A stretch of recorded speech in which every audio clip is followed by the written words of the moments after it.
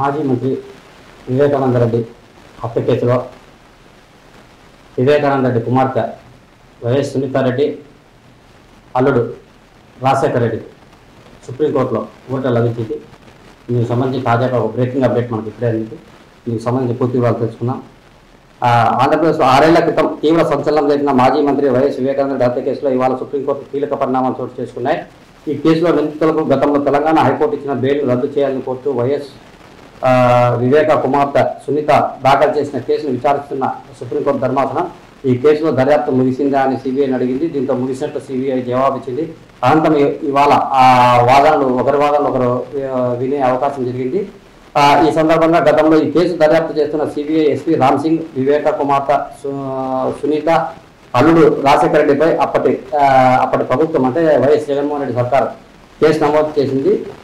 ఈ కేసుల ప్రస్తుతం కోర్టులో సొలిసిటర్ జనరల్ ద్వారా వాదాలు సుప్రీంకోర్టు ధర్మాసనం ఉంది.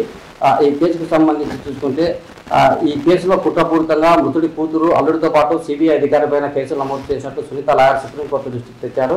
దీంతో స్పందించిన జస్టిస్ సుందరేష్ ధర్మాసనం ఈ కేసులను కొట్టివేస్తామని ప్రకటించి వారికి ఊరట కలిగించినట్టు చేసినట్లయింది. దీంతో ఈ ముగ్గురికి ఊరట లభించింది.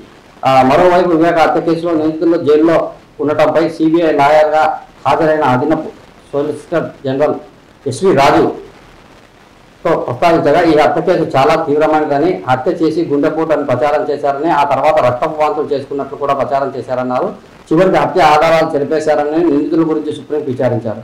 ఈ కేసులో వీరికి మరణశిక్ష విధించే అవకాశం ఉందని సిబిఐ లాయర్ సుప్రీంకోర్టుకు తెలిపారు. దీనిపై సుప్రీంకోర్టు నిర్ణయం తీసుకోవాల్సింది.